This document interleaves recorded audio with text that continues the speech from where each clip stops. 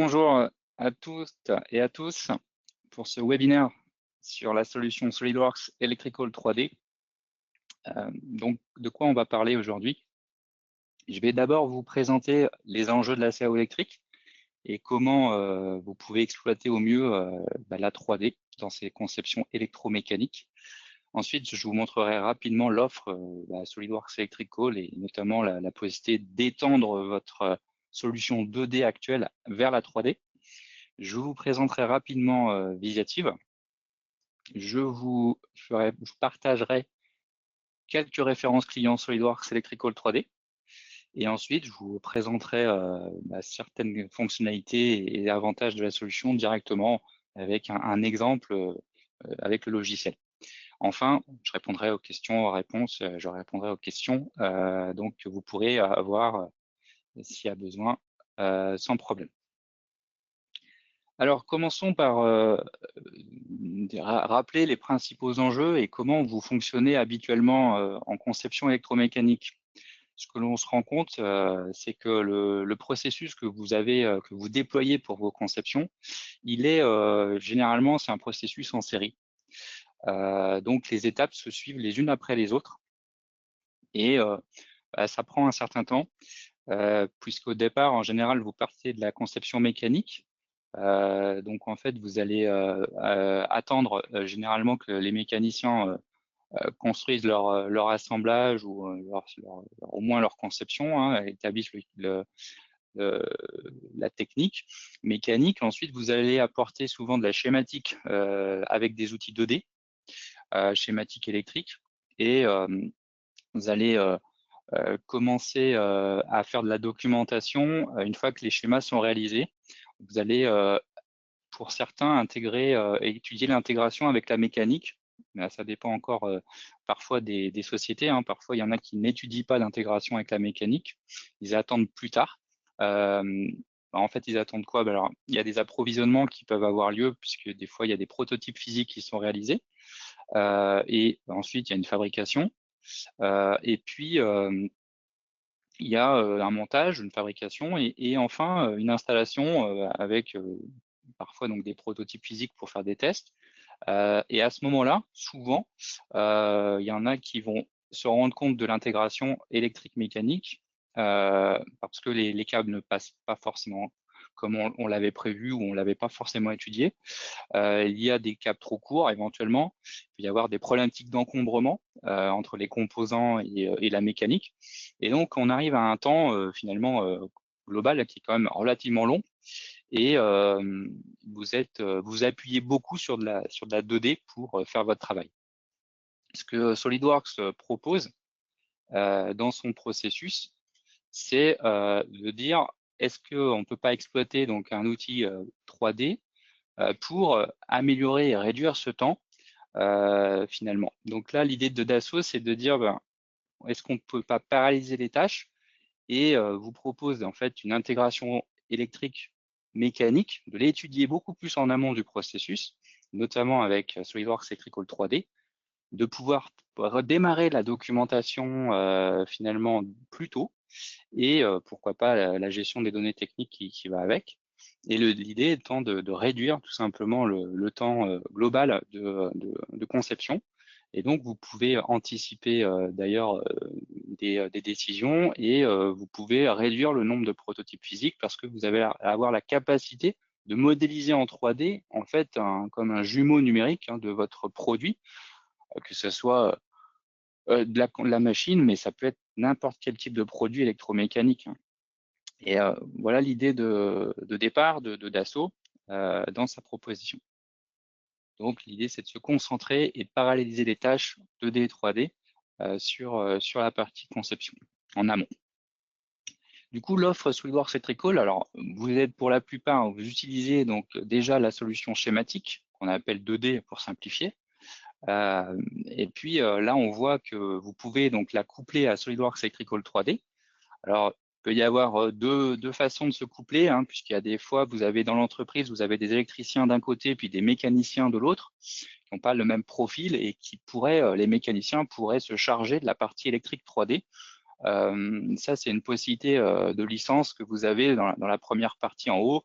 vous avez un électricien, un utilisateur A, je vais l'appeler comme ça, et puis un utilisateur B qui est plus un profil mécanicien. Et à ce moment-là, lui, il va pouvoir travailler sur son poste et disposer de la 3D.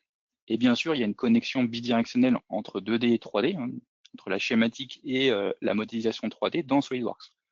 Puisque en fait, quand on fait de la 3D électrique, vous êtes dans SolidWorks mécanique. Vous ouvrez le logiciel SolidWorks mécanique que vous devez avoir en licence. Et à ce moment-là, vous allez activer un complément Electrical 3D qui vous permet de modéliser l'électrique en 3D. Donc après, on a des clients qui disent qui n'ont pas forcément des compétences séparées. Donc en bas, on a un utilisateur C qui, lui, peut être amené à faire de la schématique, de la 3D électrique, tout ça sur le même poste. À ce moment-là, les deux écrans, c'est le même poste de la personne. Et là, il y a un package de licence qui s'appelle SolidWorks Electrical Professional qui permet finalement d'avoir les deux outils 2D et 3D réunis. Et c'est un prix qui est un petit peu inférieur et qui vous pouvez aussi même mixer dans la société utilisateur A, B, C sans problème, en fixe ou en flottant. N'oubliez pas que Dassault propose également cette solution avec son Cloud 3D Experience. Donc, c'est l'équivalent de cette schématique à gauche 2D hein, qu'on appelle Electrical Schematic Design. C'est la même chose que la version 2D que j'ai présentée avant avec son propre serveur dans la société. Là, c'est le serveur de Dassault hein, en cloud qui va permettre de faire le pont avec la partie 3D, donc la mécanique également. Donc, si vous disposez d'une licence 3D Experience SolidWorks, à ce moment-là, vous pourrez acheter 3D Experience SolidWorks Electrical 3D et ce complément va s'activer dans SolidWorks mécanique et se connecter en bidirectionnel avec la schématique. Même principe que ce qu'on a vu juste avant dans l'infrastructure qu'on appelle le desktop, quand on a son serveur, par exemple, dans l'entreprise. Mais là, vos données peuvent être enregistrées dans le cloud de Dassault. Elles sont enregistrées dans le cloud de Dassault lorsque vous voulez vous partager vos conceptions et ça vous procure des fonctionnalités de type PDM et de collaboration un petit peu plus avancées que la version desktop.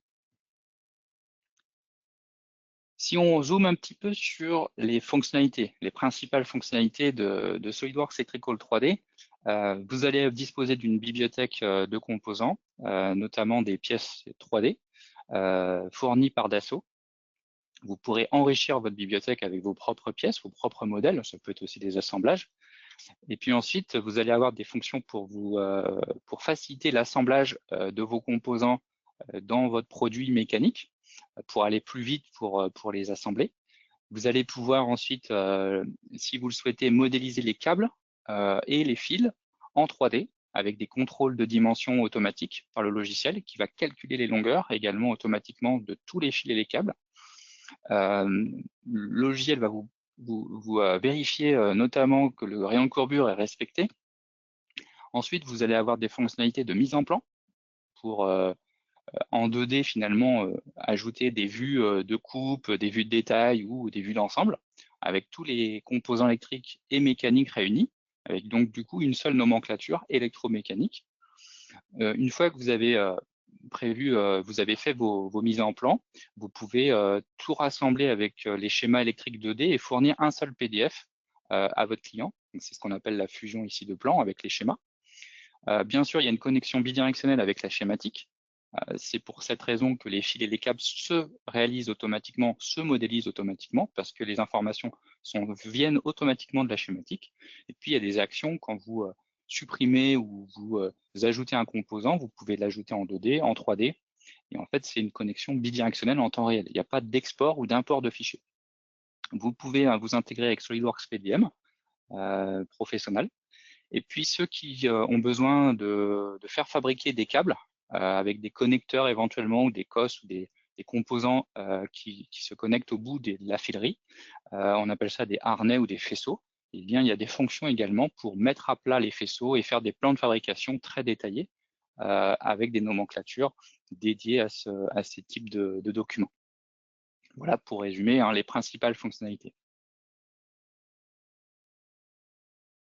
Alors, le catalogue de Dassault, il vous est fourni avec le contrat de maintenance de licence SolidWorks Electrical. Alors, vous l'avez pour la plupart déjà, puisque c'est fourni avec la 2D. C'est fourni avec la 3D également. Et donc, ça vous permettra notamment de récupérer des pièces 3D pour éviter, tout simplement, pour faire gagner du temps et pour éviter d'aller chercher vous-même des pièces sur des sites. Mais rien n'empêche d'aller sur d'autres sites récupérer des pièces au format SolidWorks 3D. Et puis, si vous avez vos propres pièces également déjà dans votre société, bien sûr, vous pourrez les ajouter et les déclarer dans vos bibliothèques de constructeurs electrical pour ensuite les utiliser très rapidement.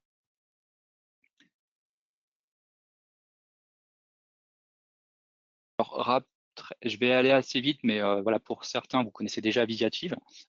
Mais en quelques chiffres, Visiative, donc c'est 1600 collaborateurs répartis sur une quinzaine de pays. Et donc, on travaille avec environ 25 000 clients. On réalise un chiffre d'affaires de 300 millions d'euros en 2024. On a, au fur et à mesure de l'histoire de Visiative, on a étendu nos activités, puisque ça fait 38 ans qu'on vous accompagne sur la transformation numérique. Et donc, on a une proposition qui part de la conception 2D. Par exemple, là, aujourd'hui, vous utilisez SolidWorks Electrical 2D pour la plupart. Ça fait partie des outils de conception 2D. Il y a des outils de conception 3D sur lesquels nous aussi, on travaille avec vous. On parle de SolidWorks Electrical 3D aujourd'hui, donc c'est un exemple.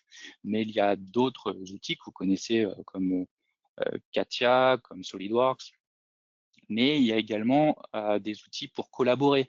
Donc on est en fait un intégrateur de solutions Dassault Systèmes. Ça veut dire qu'on travaille effectivement en partenariat avec Dassault Systèmes, mais on a aussi nos propres outils.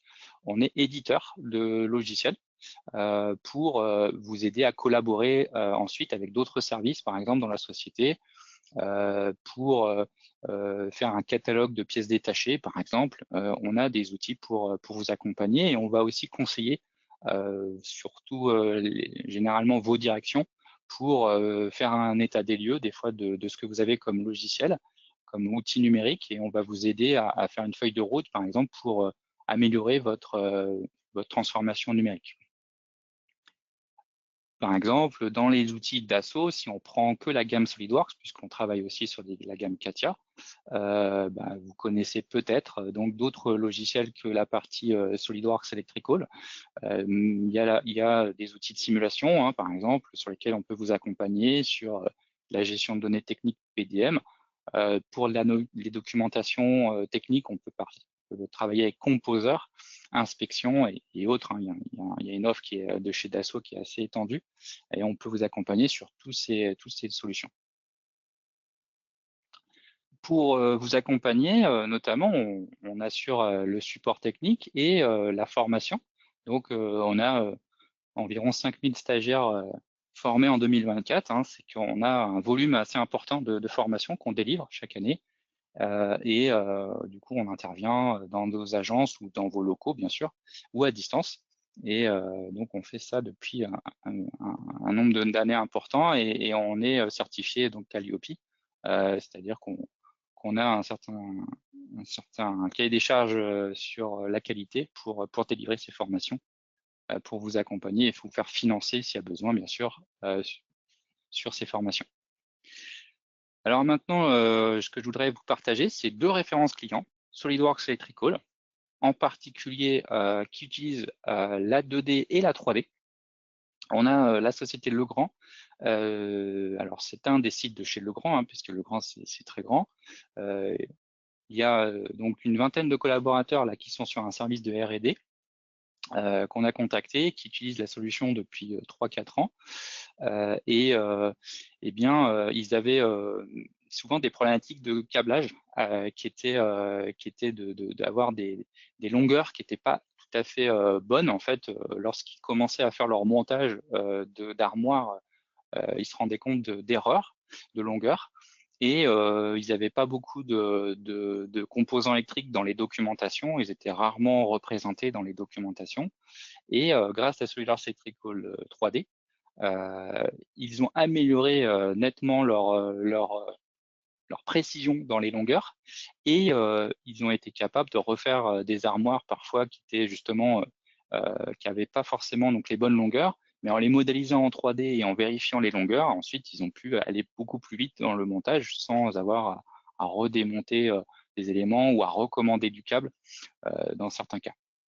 Donc ça, c'était un bon retour, sachant que voilà, ils travaillent sur des batteries de condensateurs, hein, donc des armoires assez conséquentes, avec des problématiques d'encombrement également. Savoie, ça c'est aussi un bel exemple dans la logistique, où là, il y avait vraiment une séparation entre le bureau d'études électriques et mécaniques, il y avait peu d'échanges entre les deux, et il y avait souvent des problèmes lorsqu'ils montaient les coffrets électriques. Certains composants ne rentraient pas dans les armoires, dans les coffrets, et ils avaient également un logiciel de SAO concurrent qui était un peu vieillissant. Donc ils y sont allés par étapes, hein, ça s'est pas fait comme ça en 3 mois, parce qu'il y a un bureau d'études assez conséquent, hein, avec 12 concepteurs électriques. Et donc, au fur et à mesure, ils ont pris en main la solution, et sur la partie 3D, ils ont nettement amélioré en fait les problématiques d'encombrement, puisque du coup, ils arrivent à modéliser en 3D toutes les composants à l'intérieur d'une armoire. Du premier coup, en fait, ils peuvent produire leur coffret sans erreur au niveau des dimensions et les composants, les portes se ferment correctement sans qu'il y ait des collisions. Voilà pour ces petits exemples rapides, ces retours. Maintenant, regardons concrètement ce que peut vous apporter cette solution. Alors, comment je vais vous présenter la chose? Je vais utiliser un exemple de machine qui filme des palettes de carton. Et je vais mettre dans le scénario de travailler sur un projet qui est déjà établi sur une machine, mais de rajouter un départ moteur parce que, par exemple, le client a demandé un complément, une option. Et à ce moment-là, je vais commencer par rajouter des éléments dans la schématique, mais ça, je vais aller assez vite parce que ça, vous le faites au quotidien. Et puis, je vais surtout vous montrer quel est l'impact que ça va avoir en 3D et qu'est-ce que vous pouvez du coup retirer de la 3D sur cet exemple, hein. Donc, je vais travailler sur de la schématique multifilaire, sur du synoptique. Je vais vous montrer le lien avec la 3D. Je vais travailler ensuite sur la 3D et puis présenter le résultat avec les documentations. Alors, avant de le faire en live, je vais quand même vous montrer un petit peu le résultat rapidement. Donc là, le résultat qu'est-ce qui va, sur quoi je vais travailler. Pour ça, je vais vous montrer ici donc la machine en 3D. Donc ça, c'est l'assemblage complet de l'ensemble de cette machine, avec une armoire de distribution à gauche, d'alimentation et de contrôle commande. On va retrouver quelques moteurs si on zoome par exemple sur certains moteurs. Et en fait, à gauche, hein, je suis en train de sélectionner des composants électriques qui sont déclarés également dans ma schématique. Et on peut très bien demander à zoomer sur ces différents composants, hein, déjà très rapidement. Et puis voilà, vous pouvez découvrir donc cette machine. Alors, le moteur qui nous intéresse, c'est le moteur ici qui est appelé M5, qui là est présent parce que j'ai terminé le montage, hein, mais tout à l'heure, je vais repartir de zéro, enfin, j'aurai pas ce moteur. Son câble, il a été modélisé, hein, donc en 3D. Donc là, même chose, vous avez la possibilité de sélectionner par exemple le câble qui vous intéresse. Alors, quand il aura bien, il voudra me désélectionner mon sous-ensemble. Et le câble, si vous voulez des informations, vous pouvez, dans la 3D, tout simplement, demander à avoir des informations sur le câble. Donc, en fait, on va retrouver des interfaces que vous connaissez, parce que dans la 3D, vous avez l'accès à la gestion des câbles SolidWorks Electrical. Donc, vous pouvez consulter les informations techniques du câble et vous pouvez voir sa longueur, notamment. Alors, c'est peut-être pas très grand, je vais zoomer un petit peu. Je vais le faire ici. Alors, je me suis trompé, là je suis pas dans le bon outil, c'est pas grave. Ici, donc vous devez voir une longueur, en fait, tout simplement, hein, du câble, hein, qui est déjà mesurée par la 3D, qui a déjà été calculée. Vous allez pouvoir également consulter des informations de bibliothèque. Hein. Donc, vous avez accès à la bibliothèque des câbles, par exemple, dans les menus directement de SolidWorks. Là, vous avez des fonctions spécifiques pour l'électrique.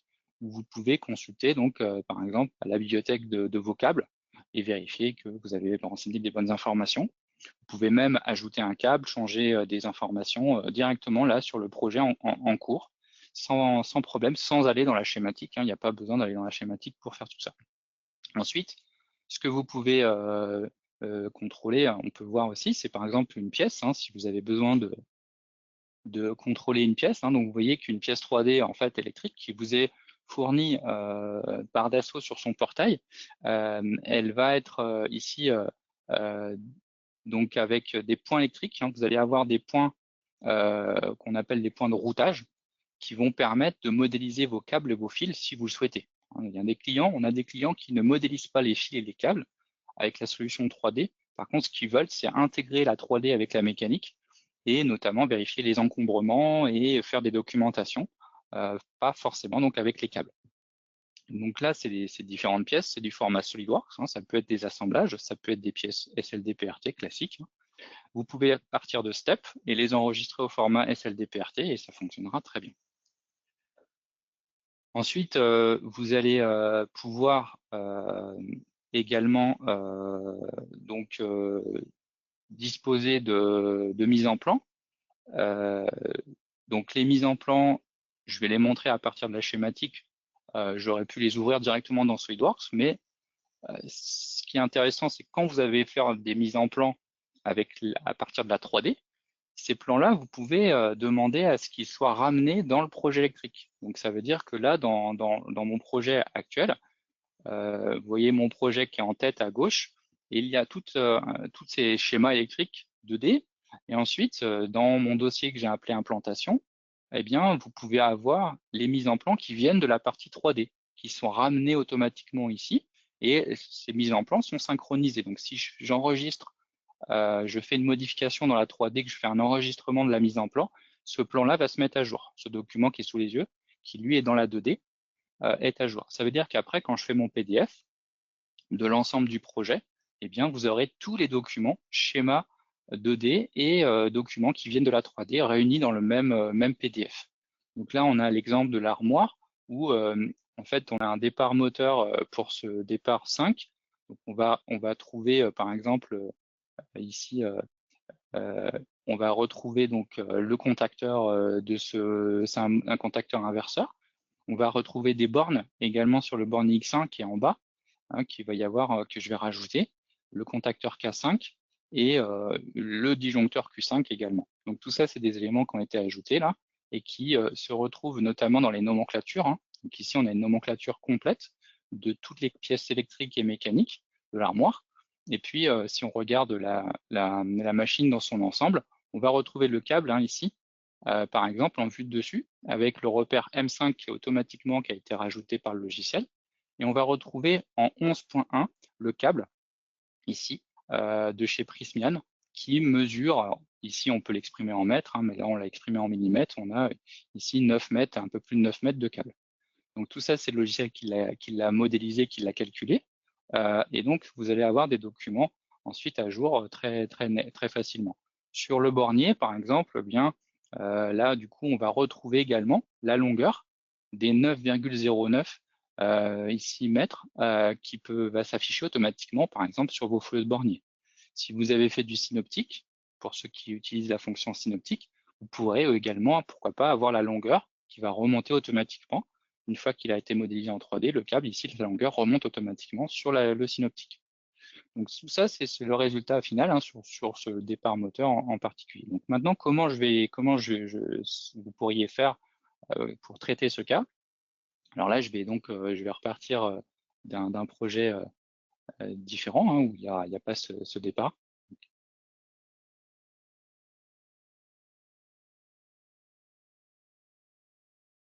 Donc là, je vais simplement voir le même projet, mais sans ce départ moteur.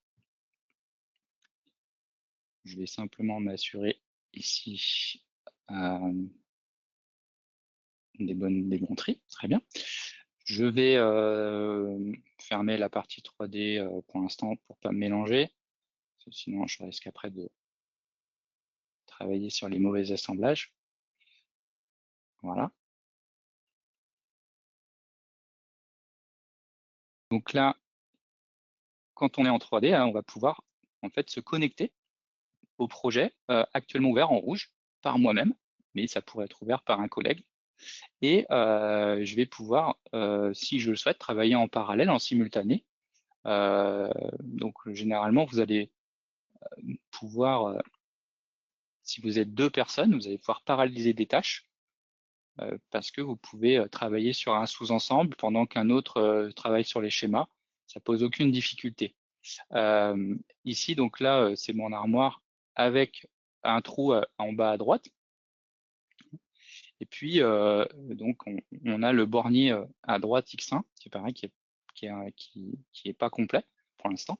Et puis, on a un trou à côté du transformateur, ici, hein, qui va recevoir ce disjoncteur. Donc là, on a bien notre armoire seule.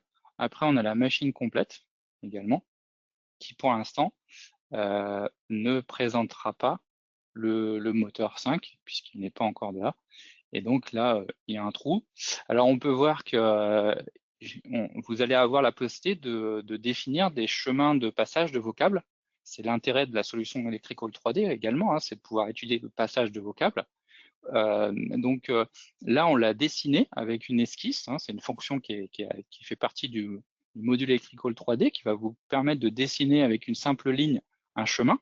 Alors ça peut très bien être plusieurs morceaux, hein, c'est pas obligatoirement un morceau continu. Vous pouvez très bien avoir des chemins dans vos sous-ensembles qui sont d'ailleurs enregistrés et que vous pourrez réutiliser dans d'autres conceptions. Et ensuite, le logiciel va suivre automatiquement ce chemin. Donc là, je vous l'ai affiché pour que vous puissiez le voir. Et on va se diriger ensuite dans le bâti et on va retrouver ensuite le press et toupe, hein, qui est ici, qui est disponible et qui va servir au câblage sur le bornier ici. Donc voilà, pour l'instant, on est dans cet état-là. Donc là, je vais aller assez vite sur la partie schématique, mais je vais quand même néanmoins vous montrer des informations intéressantes. Je vais travailler sur la partie multifilaire pour commencer. Il n'y a pas d'ordre particulier, mais la plupart du temps, vous allez avoir des multifilaires. Donc ici, je vais aller assez vite. Je vais rajouter un composant. Alors pour vous montrer la bidirectionnalité avec la 3D, je vais volontairement là, je vais vous faire un affichage. Je vais vous faire un double affichage pour que vous voyez bien cette connexion en fait. Voilà, ici, je vais y arriver. Hop, je vous mets. Voilà. Donc ici, vous avez la schématique. Et puis, si je regarde la machine complète et que je regarde à gauche, dans ma partie 3D, hein, vous avez accès à tous vos composants électriques. Vous avez un arbre électrique complémentaire par rapport à de la mécanique habituelle.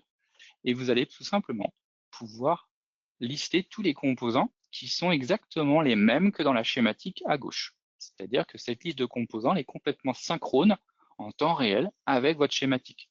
Et il se trouve que moi, j'utilise les deux en parallèle sur mon poste, mais évidemment, quand quelqu'un d'entre vous va rajouter un composant dans la schématique, eh bien, il va automatiquement se rajouter dans le projet. Donc, une autre personne, par exemple, si elle ouvre la 3D, elle va le voir quand elle ouvrira son 3D, il sera présent dans la liste automatiquement. Si vous êtes en même temps comme moi, ça doit arriver en même temps.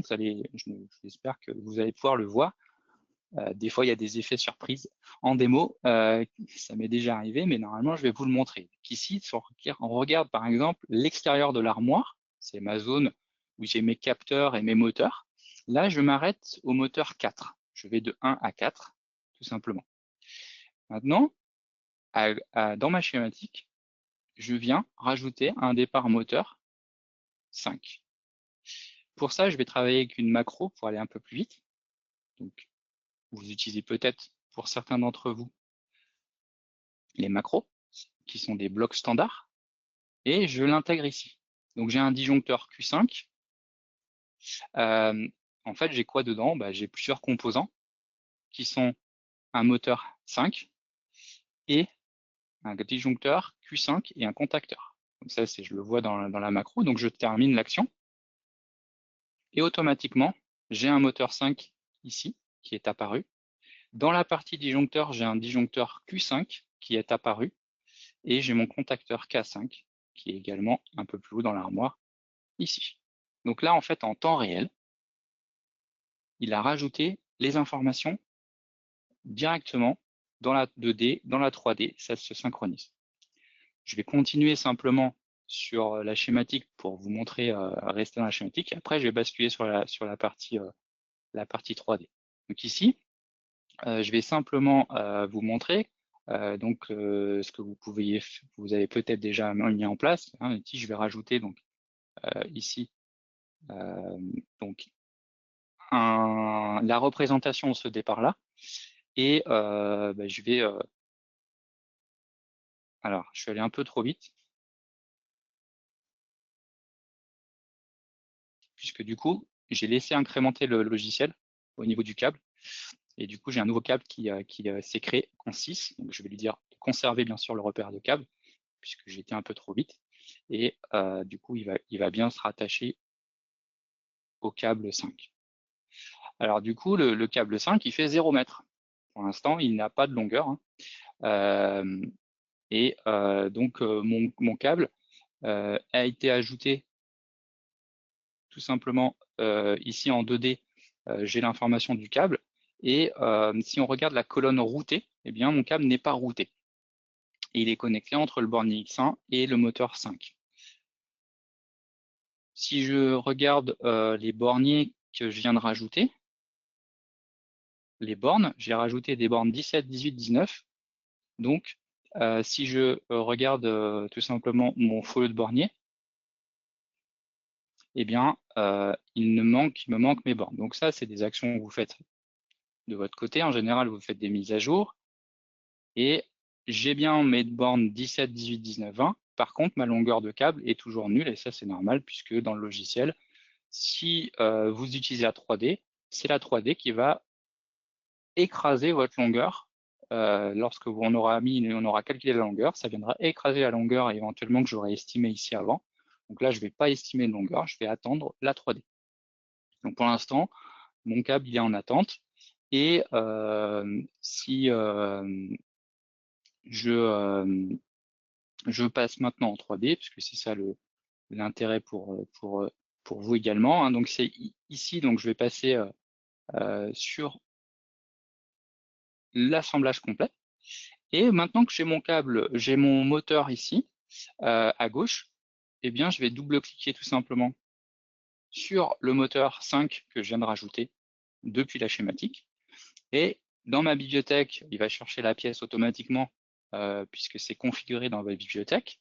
Et à ce moment-là, je vais pouvoir implanter mon moteur. Il se trouve que là, il y a déjà des fonctions que vous pouvez mettre en place sur vos pièces de bibliothèque électrique pour faciliter votre assemblage. Ça veut dire que mon moteur, là, tout simplement, il va déjà se mettre en contrainte avec le bâti qui est en bleu derrière, qui est mis en évidence en bleu, parce que il y a une fonction on appelle ça une référence de contrainte, ce qui vous fait gagner du temps. Donc là, j'ai déjà une contrainte entre les deux. Je peux pas le déplacer ici. Donc ça, c'est ce que vous pouvez mettre en place dans votre bibliothèque électrique pour aller plus vite dans l'assemblage. Alors par contre, si je veux rajouter des contraintes complémentaires, bien entendu, il n'y a pas de souci avec ça. Hein. C'est des contraintes tout à fait classiques de SolidWorks. Donc là, je vais simplement m'assurer de le mettre à une certaine distance, par exemple ici, pour aller un peu plus loin. Si vous avez des composants qui se montrent sur des rails, eh bien, vous allez avoir des fonctions également pour ça, pour aller plus vite, pour les intégrer sur un rail. Je vais vous le montrer, ça sera plus parlant. Donc là, le moteur, c'est très bien, je l'ai indiqué, je l'ai inséré. Donc maintenant, il a un petit code couleur jaune au niveau de l'arbre électrique. Ça veut dire que là, si je lance un filtre et que je développe mon sous-ensemble extérieur armoire, il me dit qu'il me reste uniquement un capteur 11 à intégrer. En fait, il est capable de voir que maintenant le moteur, il est également implanté en 3D. Et donc, du coup, vous pouvez contrôler quels sont les composants qui vous restent à implanter. Et donc là, il y a du lien directement avec ce moteur maintenant. Si notamment je veux faire une recherche sur la partie 2D, je peux aussi très bien dire, bah tiens, ce moteur 5, montre-moi son raccordement au niveau de la schématique, sans changer de logiciel, sans passer sur la schématique, hein, parce que je suis pas censé forcément avoir la schématique. Moi, je l'ai sur mon poste, mais des fois, on l'a pas. Eh bien, on peut très bien, et par un outil de recherche ici, lui demander de nous montrer en fait où se trouve le moteur. Alors là, la vue, elle n'a pas été rafraîchie malheureusement. Ça, c'est un petit défaut. C'est vrai qu'il faudrait que je ferme mon projet. Voilà. Donc, je vais enregistrer l'assemblage. Si on veut vraiment avoir la visu en temps réel, il faut que je referme simplement le projet ici et je lui demande de réouvrir le projet ici. Voilà. Une petite opération à faire, mais vous allez quand même avoir le résultat ici. Donc là, je lui demande de réouvrir simplement mon assemblage. Donc l'avantage, c'est que vous allez avoir votre projet électrique à droite avec tous les schémas qu'il y a dedans. Si vous voulez les consulter en lecture seule, vous pouvez les consulter. Et vous pouvez, du coup, si vous n'avez pas de licence schématique sur votre poste, c'est pas grave, hein, vous venez sur un plan, vous pouvez consulter les informations. En fait, j'ai pas refermé mon projet côté 2D, donc je pense qu'il n'a pas mis à jour en fait tout simplement ici. C'est plutôt côté schématique qu'il faudrait que je ferme le projet pour qu'il mette en fait, il rafraîchisse simplement les vues. C'est la fonction de collaboration qui est prévue comme ça. Donc là, quand je l'ouvre maintenant, je vois mon moteur 5 ici, hein, ici, et puis je vois qu'il est à 0 mètre. Et puis côté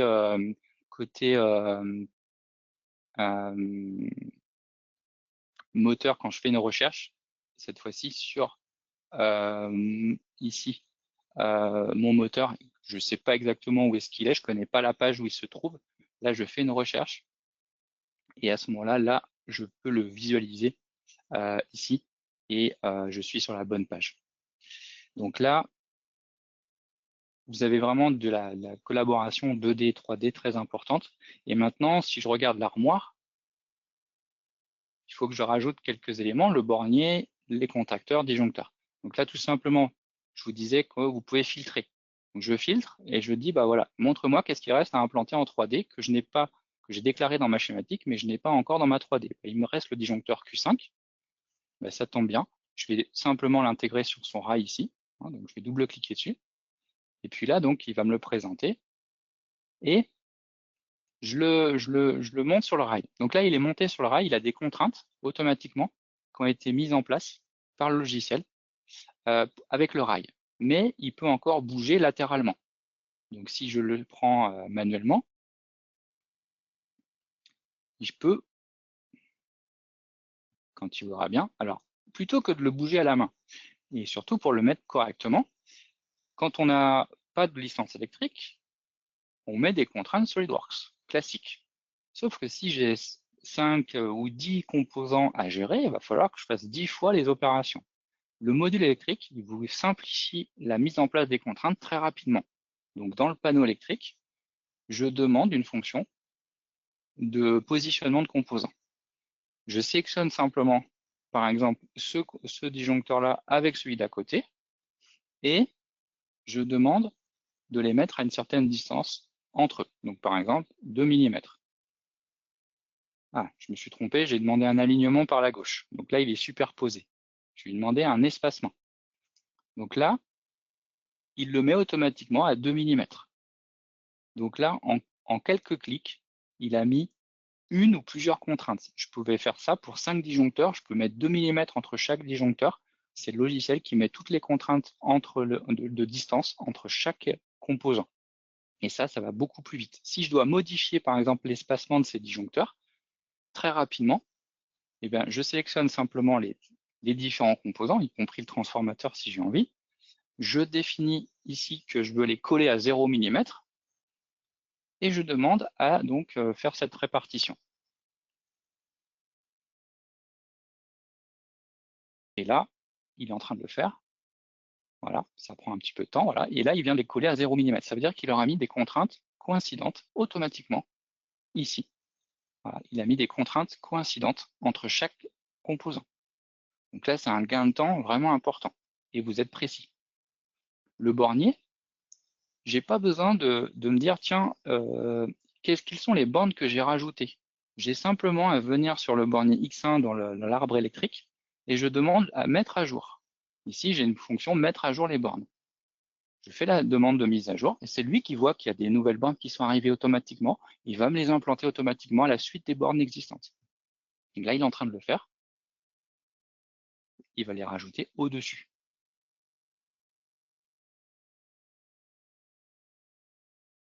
Donc là, il a rajouté ces 4 bornes automatiquement, puisque c'est mon départ moteur que je viens de rajouter. Donc, ces bornes auraient pu très bien se situer entre les bornes existantes. Il est capable d'enlever des contraintes et de remettre les bornes au bon endroit.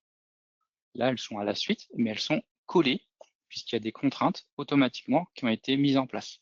Et ça, c'est lui qui l'a fait. Si je prends la borne qui est en bas, elle est coïncidente avec l'autre, et si j'avais pris la borne la complémentaire en dessous, même chose.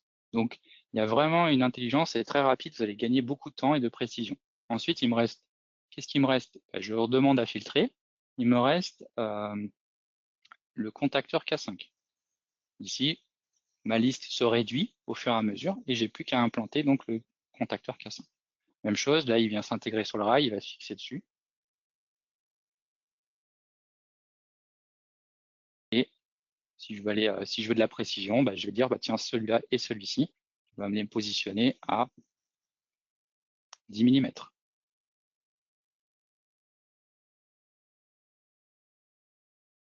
Par exemple. Voilà, donc là, ils sont à 10 mm l'un de l'autre.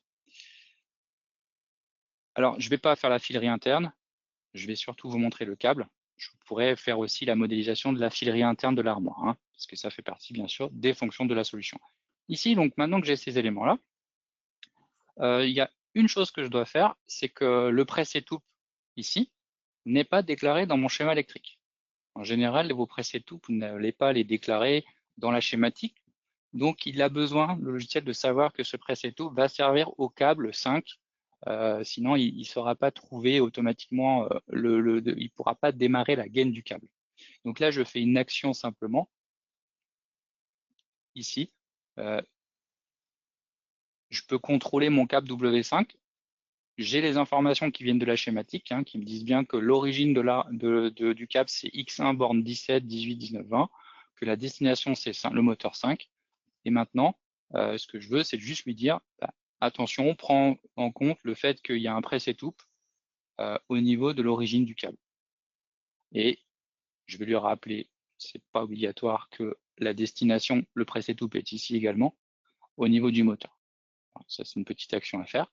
Et maintenant, je lui demande de me modéliser le câble en 3D. Alors, vous pouvez choisir qu'un câble en particulier ou plusieurs. Hein. Donc là, je lui demande simplement de traiter le câble 5. Il n'est pas encore routé, il n'a pas de case routée activée, donc je sais qu'il n'est pas encore modélisé. Je dis OK pour celui-ci et je lui demande de contrôler les rayons de courbure.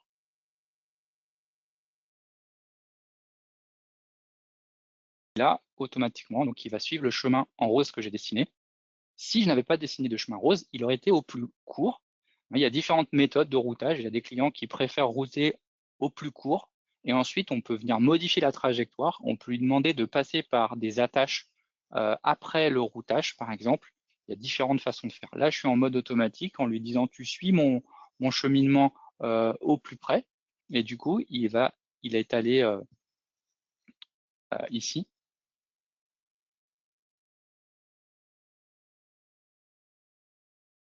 Il est allé du coup récupérer les informations.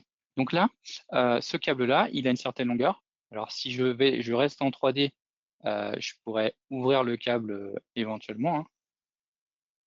Je peux même éditer le routage. Voilà.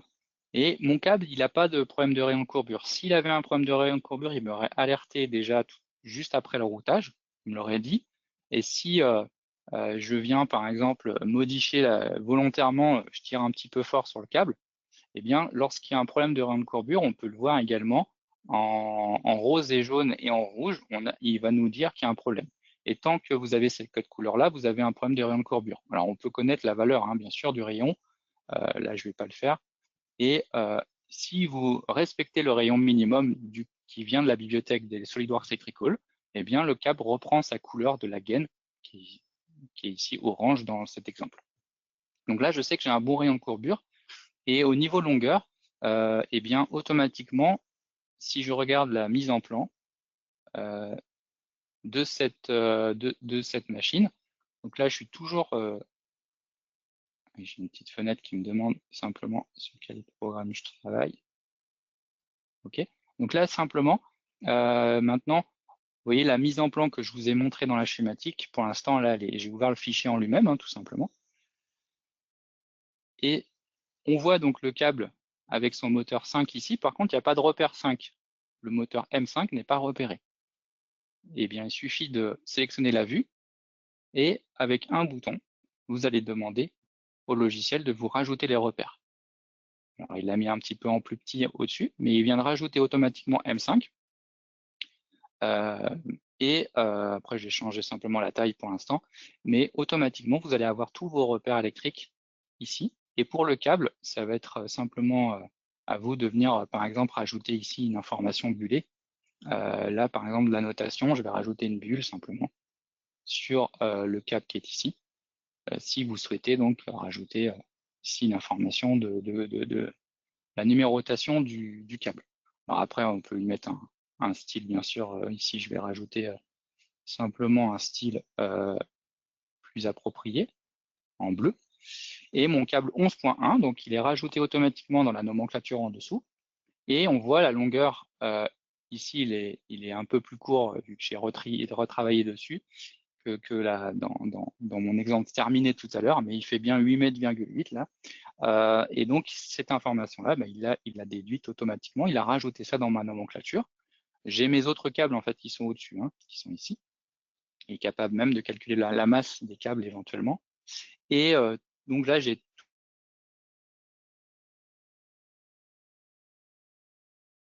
toutes les propriétés que vous voyez là sont issues de la bibliothèque SolidWorks Electrical. Donc la référence constructeur, le constructeur, la désignation. Donc vous n'avez pas besoin de renseigner la désignation, les propriétés électriques dans vos pièces. C'est directement intégré par SolidWorks Electrical et vous pouvez appeler comme ça des colonnes de votre choix. Donc là, vous gagnez du temps, vous avez de la précision. Maintenant, si je regarde la schématique en fait de ce projet-là, si je reviens toujours sur mon projet, eh bien, toutes les informations qui ont été calculées par la 3D remontent automatiquement dans la 2D. Donc là, maintenant, si je retourne sur cette partie-là et que je fais une mise à jour du folio de bornier, ici, le câble, la longueur 8,8 remonte automatiquement. Si on regarde la partie synoptique, eh bien, là, il n'y a pas besoin de mise à jour. L'étiquette est directement à jour. 8,8 ici. Dans les nomenclatures de SolidWorks Electrical, si je prends la page même qui a été générée ici de nomenclature de câbles, ça je vous l'avais pas montré tout à l'heure, donc là le câble, on a un carnet de câbles ici. Il n'y a pas de câble W5 pour l'instant. Je demande à mettre à jour ma feuille. Et là, donc, je vais récupérer une ligne W5 complète avec sa longueur de 8,8 mètres également. Donc, toutes les informations de longueur remontent automatiquement dans la 2D, avec quelques synchros, quelques mises à jour de plan éventuellement selon les cas à faire.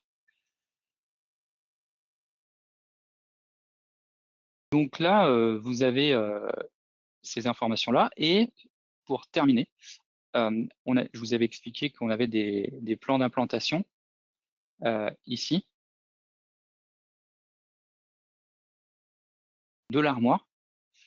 Donc là, pour l'instant, on n'est toujours pas synchronisé puisqu'il n'y a pas de contacteur ici, il n'y a rien, il n'y a pas le départ moteur 5.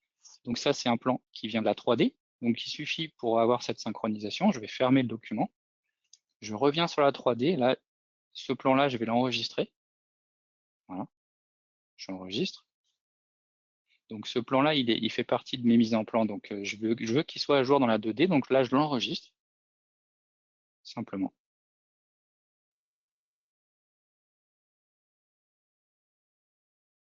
Il est en train de devenir un document ici. en train de faire le travail de mise à jour pour la 2D. Voilà. Je fais le même travail, je vais même le refermer. Je fais exactement la même chose sur l'armoire électrique parce que j'ai envie qu'elle soit à jour. Donc l'armoire, elle est ici. J'ouvre sa mise en plan. Donc ce travail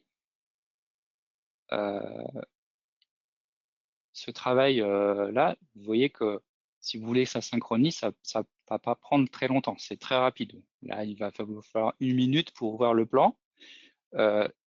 Dans ce plan-là, il y a le contacteur et surtout, donc là, on a vu qu'il n'y a pas encore le repère ici.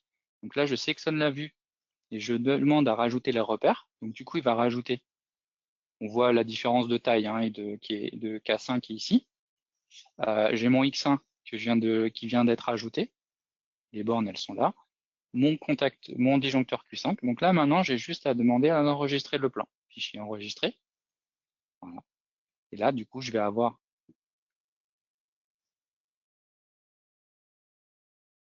ce plan-là qui va remonter dans la partie 2D. Je vais même le fermer ici. Je vais garder le 3D ouvert. Je ne vais pas revenir au PowerPoint, quand même pas à ce point-là. Je reviens donc dans la schématique.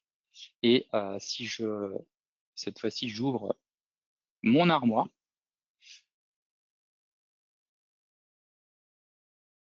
C'est un peu petit pour le bornier là, un petit défaut sur la taille, mais là j'ai bien mon K5 ici, et j'ai bien mon disjoncteur également, Q5, et dans la table, la nomenclature, c'est à jour également. Et si je regarde la machine complète, je m'arrêterai là, eh bien, j'ai le plan également avec le câble.